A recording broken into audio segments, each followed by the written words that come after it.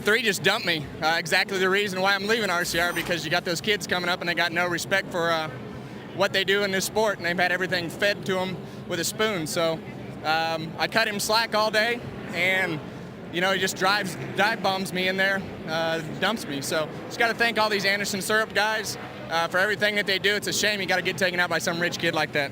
It was just hard racing there, and we definitely had a faster car, and he was kind of hogging the bottom. And I just kept diving to the inside, and as you can see there, I was low, and he kept chopping down. So it's getting down to the end of the race, and I gave him a tap, and he got sideways. Then he hit the brakes to try and brake check me in the middle of the corner, and the 88 hit me and just finished him off. I can't believe that kind of happened. That stunk, the wreck part. But to tear a truck up after the race and totally take us out of the race, and then not to stick around after the race to walk off. Not even want to say anything to me. I'm sure he's tweeting something now about it. So can't even face me after it. I'm pretty disappointed in the things that just went down. I used to look up to that guy, but. Into the wall. Hard hit by the 3 of Austin Dillon. Sliding through the 13. Casey Mears gets into the back of the 44 of Brian Scott. Kevin goes to get in behind him. 3-car got loose. 4-car got into the back of him. You saw the 3-car wiggle just a little bit. I had to get a different angle to see the 4-car made contact before, and that's what got him loose. It's hard to tell from that angle. Here's what the 4 had to say about what just took place. Damage stuff. As he came up, I got back to him and he checked up and I touched him again. And here's what the 3-car and their team thought happened. Yeah, he flat out wrecked it, man. Just write down that number. Going to Phoenix next week, he's gonna have to win. We don't. That's crazy, man. He sucked down on my door tighter than anybody had all night. He knew how tight he was in my door. That's why I got tight and slid in front of him. So he didn't check. He had the opportunity to. He didn't like it, I guess. Silver Spoon Kid was outrunning him tonight, so it'll be all right. We got 2 weeks left, and we just want to come out and win a race. Yeah, we heard Slugger say, hey, write down that number. We're going to Phoenix where he's going to need a win and you don't. What are your thoughts on moving forward? I don't know. I'm here to win races. That's all that matters to me. And Harvick and Busch. He's after him. Yeah, this has just started now. Kyle says, you're gonna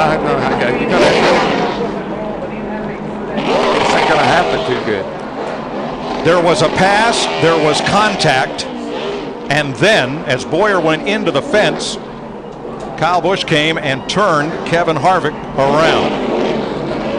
We know Harvick he plays rough, especially when the race is over with. I've seen him climb over people's cars to get to them. We've got cars overheated, we've got drivers overheated. And we got wrecked cars. And Bobby Labonte crashed on the final lap. Harvick looking in his mirror. Shuts the switches off. Something's going to have to give here, boys.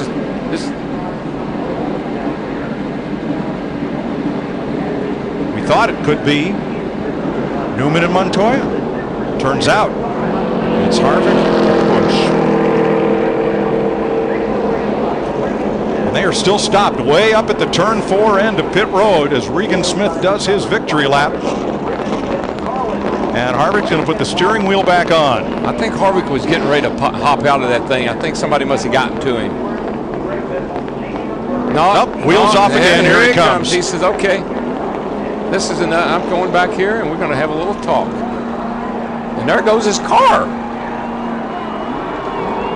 That car just took off.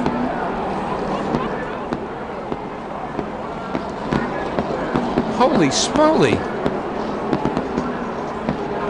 That's Darlington. Fireworks. Fireworks in the air are the least of it. Meanwhile, tempers overflow. Back in the garage area between Kevin Harvick and Kyle Busch's team. Is that Tony behind him? Hard from that angle to tell which came first. And then Joe goes down and gets in the quarter panel, the right rear quarter panel of Kevin Harvick. Not of Joe's fault, though. There was nothing he could do, Matt. And we caught up with Kevin Harvick. Kevin, a lot of frustration boiling over. Yeah, I mean, you know, Joe Nemechek's supposed to be the guy that never does nothing. Hey, let me tell you something. Let me tell you something. I'm tired of Joe Nemechek, you know, acting like he doesn't do nothing. And it may not have been his fault, but after Daytona and I should be fired and all that, he can take that and show it where the sun don't shine, baby.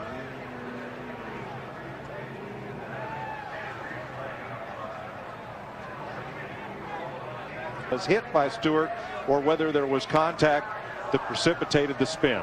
But the result, 9 or so cars were pretty badly damaged. Pretty smart guys. They don't take their helmets off till they get through kind of growling at each other. Oh, there they go. Win again. Oh, there they go. Hard. I told you, he can't do that.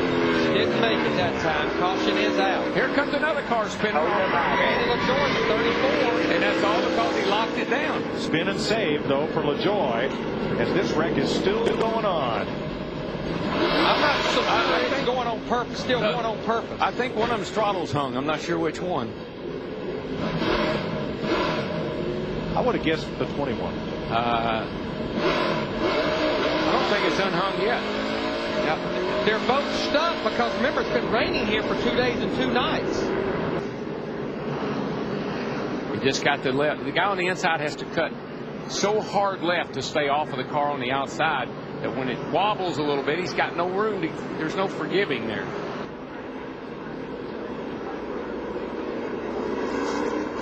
The number 57 driver, crew chief, and spotter have been invited to the NASCAR hauler after this race for discussion. Kyle Busch has been up in the transporter, and Kyle, what happened out there?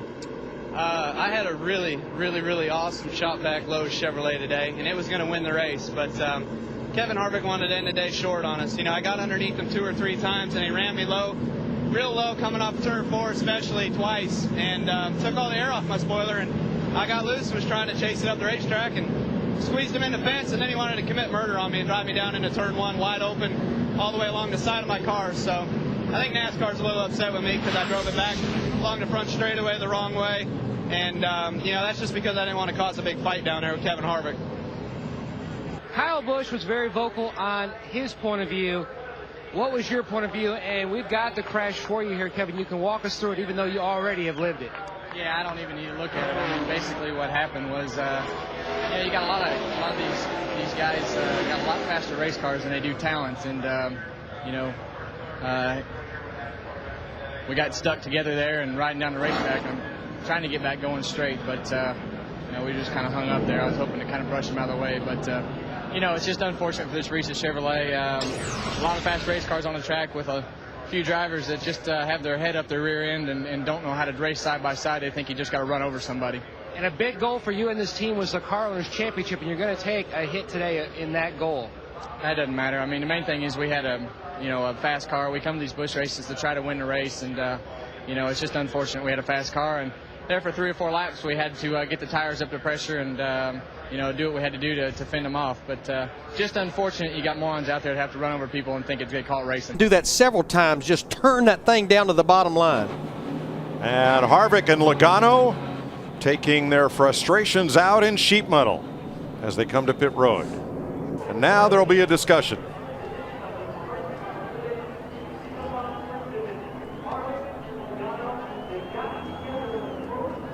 You notice that Harvick hadn't taken his helmet off. No, but I like that the crew members, while standing guard, they're content to let the 2 drivers talk it out.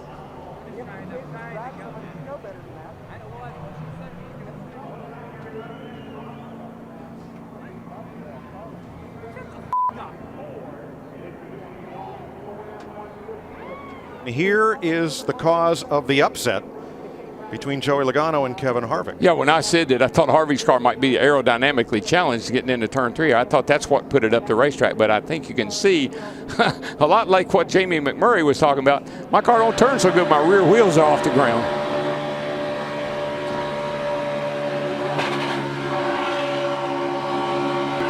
Well, he's watched the video. You also had a conversation. What was the discussion with Harvick? It's Kevin being Kevin, like he is the instigator. Like everywhere else we go. So. New Year, same stuff. But, you know, it's trying to help, really, to be honest with you. Just, you know, we had a run, he's going to keep pushing, and apparently his car was tight. I was doing the same thing with the 78 all night, and it was working.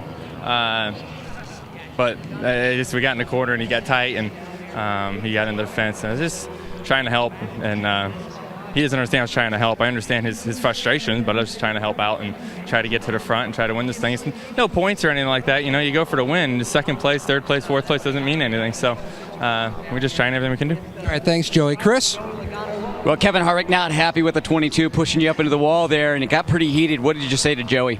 I just told him I didn't appreciate it. You know, you know where you can push and how you can push and how far you can push, and you can't push them all the way into the corner up against the fence. So just proud of my Jimmie John's guys. They fixed the car and did everything they needed to do. It was a hell of a race tonight, but, you know, just really dumb driving there at the end. So you got to be aggressive, but you still got to use your head. You can't just detach it and lay it on a floorboard. Misunderstanding of the call at the end of the race. He'll understand it, and I'm sure he'll clear it up in his interview.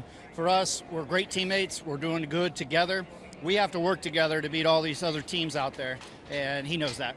Cleaned the side of our car out after the checkered flag, so I don't really understand that. But all in all, our Jimmie John's Chevrolet did a great job and didn't have a scratch on it until then, so that's pretty good for Talladega. Did Kurt have any explanation for you? Not really. Team meeting later, maybe? Probably. The back of him here. Boots him. Biffle in the safety car. Yikes. Here we go. And this is Kevin Harvick going after Greg Biffle.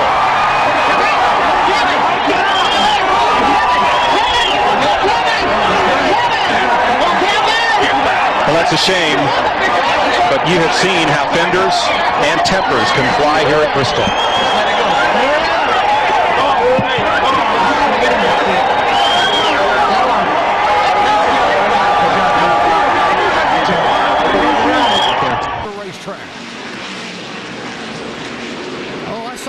Coming. Truex gave the 42 Montoya a shot. Oh, he gets hit by Jeff Burton in the left front. Yes, that's my fault. The 29 car, Kevin Harvick, has heavy damage. Burton has damage. Two of the Richard Childress cars are running in the top 12, are sitting parked in turn one. Now, Harvick's really mad at Montoya right now. He's parked in front of him. He's not going to let him move. They both got an issue. See if they're going to fight. I want to see this. All right. Montoya is upset. Harvick is not a guy you want to mess with. Watch this. Oh, here we go.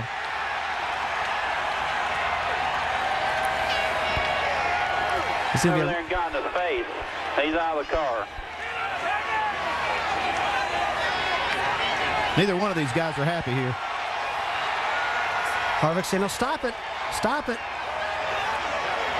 Montoya's to instigate this thing now. Montoya keeps pushing him, and Harvick's not a guy you want to push too many times. Jeff Burton, Harvick's teammate, gets out of the car, helmet off, trying to get his teammate away. What was your interpretation of what happened? Well, my interpretation was you just got run over. I guess the one ran over the 42, but, you know, it's one of those things where our Shell Pennzoil Chevrolet was really good there at the end, and just it felt like we'd saved our car enough to have a chance to win there, and it all just goes up in smoke because, you know, some people get impatient. But just hate it, frustrated with 42. Just seems like he runs over somebody every week. It seems like emotions did escalate a little bit there. What were you guys talking about? I was talking about kicking his ass because that's how I felt about it. Well, you know, we had a very long first gear, and our restarts were always slow, and it's a little disappointing because, you know, we had a really fast car, so I went for the inside to defend the one car, and he punned me. He just hit me behind on the braking, and he spun me, and when he spun me, I collected the 29, and, you know, I got out of the car, so the car was completely trashed, and I went to Kevin and said, you know, it wasn't my fault. I got hit from behind, and he's, you know, he started shouting and grabbing me, and I don't appreciate that, you know. If it would have been in the garage, everyone's known it for months. It's not 2 weeks old. This is something that's been going on for months. They've been warned for a long time, way before Richmond. So this is not something that, oh man, we got, you know, they just told us halfway after Richmond and going in the Loudon our car's wrong. They knew it was wrong way before that, you know, and I felt like they wanted to get everything they could. You know, what did they have to lose, really? So, you know, you almost can't fault them for that. Well, let's flash forward to Saturday morning's practice. Kevin Harvick One of the Childress drivers follows Denny Hamlin out onto the racetrack and basically appears to be trying to send a message. He is upset. I don't like what you said, I think was the message. A little contact, a little more contact, a little more contact out on the racetrack. Both drivers called off the track by NASCAR into the garage where discussion ensued. Boys having a little bit of a heated debate on territory there. And, you know, it's very difficult when you're making the implication that someone else is cheating. It goes to the core. And what happened in this incident, as we saw with the fines and penalties, NASCAR has called. Yep, he sure did. Yep. And, boy, we talk about this all the time, Benny. When you get hit going into a corner, you don't save that race car. Nothing you can do. Oh, here we go. Oh, yep. Angry drivers, we've got some tonight. We got Robby Gordon looking for somebody. That would be Jeff Burton. Yep. Ricky Rudd looking, Kevin Harvick looking for Ricky Rudd. Yep. And he knows that Ricky Rudd has come to the top 5 impound area on pit road. Did you hear that? Let's be smart. That's where he's coming to find him. And so what happens in these situations is we get pit crews involved. Harvick's pit crew coming in to intervene. And an army of Winston Cup officials. And Kevin will go for a visit to the big red truck.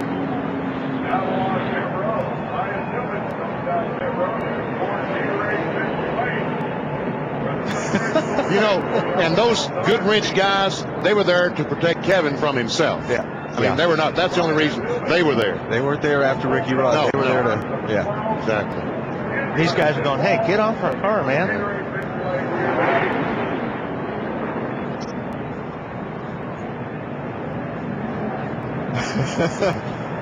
NASCAR officials telling Kevin to get off the car, get the crewman off the car. Kevin going to have his say.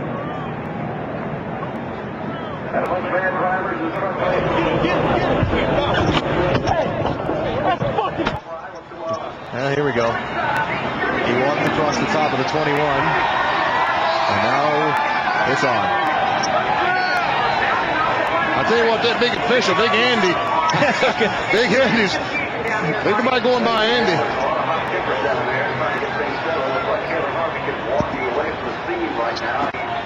There's Todd Berry, the crew chief. Matt! Yeah. Benny, we've got Todd Berry trying to hold back Kevin. Very frustrating night, Kevin. Yeah, I tell you what, Gene Goodwin's car was good tonight. Ricky Rudd took a goddamn cheap shot at us. And if he's going to, take a cheap shot, he's going to get one back, I promise you that. And it's off to the big red truck. There's Pat Tryson, the crew chief for Rudd. Marty? And Ricky being pinned to the car right now by Pat Tryson, his crew chief. Ricky, what was the contact with Kevin about? I don't know. Kevin had trouble on the restart. He couldn't get going or something. Anyway, went down turn 1. I guess he just put on the brakes a little harder than he had been, and I got in the back of him. I mean, my fault, but it wasn't on purpose. It was an accident. This stuff here is just absolutely ridiculous that NASCAR will put up with this. This is our car that's going next week to the race. Look at the hood. Look at the damage. I mean, that's totally ridiculous after the race stuff like that. What did he say to you when he climbed out of the car? I couldn't hear him. He's, got that little yap mouth. I couldn't tell what he was saying. Fireworks. And those two interviews were on tape. And just moments ago, Jimmie Johnson, Kevin Harvick, obviously Kevin not happy at all with the way it went down, and so they're going to discuss it. And maybe a little more than discussion. You see, this sport's full of emotions. Kevin Harvick feels like he was done wrong, and he wants to express his displeasure with Jimmie. These two worked really closely together, making their cars faster, but you can see Kevin's not happy with Jimmie. That's what the playoffs do. Kevin Harvick wants to win a championship. He came here with a car that he thought he could win the championship. He said in his interview he felt he stayed his ground. Jimmie Johnson felt like he needed to come up. They obviously disagreed about what happened on the racetrack. Looked like they planned to talk it out. Kevin was not in the mood to talk, and you have to ask, Stewart-Haas Racing and Hendrick Motorsports have that alliance. What will this do to that alliance? Will this make the tension between the two companies moving through the playoffs? That all stemmed from this, a restart where we see the 48 getting a little bit of a shove from Joey Logano. It puts him down on the bottom of the track. You see, that's where Kevin thought, the 48 just came up on him. He You know, the 4 running up the racetrack, the 48, you know, turned right a little bit sooner than he had to do, but we've talked about it over and over and over. It's racing, you know, once you get in that position. On the outside of Harvick, Junior gets away. Newman with a run at Gordon for second into turn 3. He drives on the inside. Gordon has no choice but give him room. Whoa, Harvick runs Casey Kane way up the racetrack. White flag, final lap at Phoenix. And Junior's loving this. He's looking in the mirror going, whoopee. Got us a little altercation at the pit entry. That's Kevin Harvick and Casey Kane.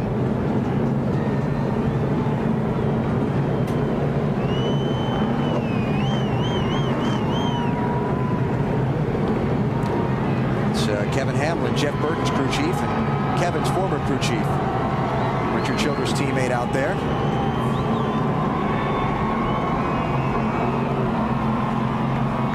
Those guys were going pretty hard at it there last lap.